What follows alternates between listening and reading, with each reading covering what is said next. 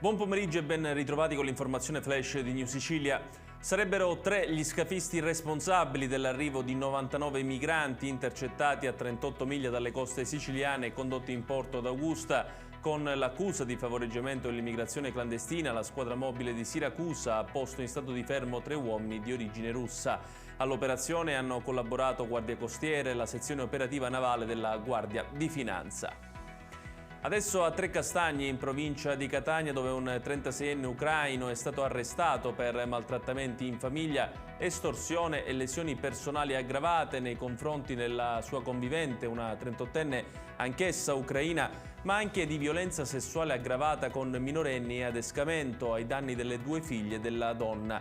Per l'uomo la procura ha disposto la misura cautelare degli arresti domiciliari.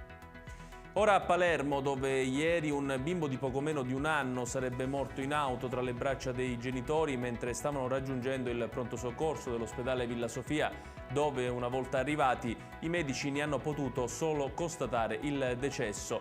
Da una prima ricostruzione sembra che il bambino accusasse difficoltà respiratorie. I medici hanno allertato immediatamente i carabinieri che adesso indagano su quanto accaduto.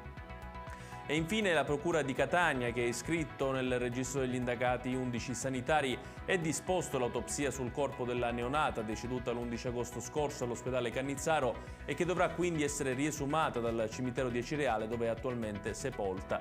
La bambina era positiva a un virus letale che non dovrebbe essere presente negli ambienti ospedalieri.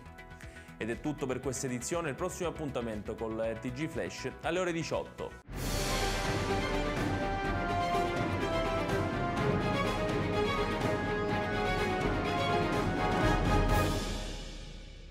Procar, centro assistenza autorizzato BMW e Mini, adesso anche BMW Motorrad, via George Marshall 7, Mister Bianco, Catania.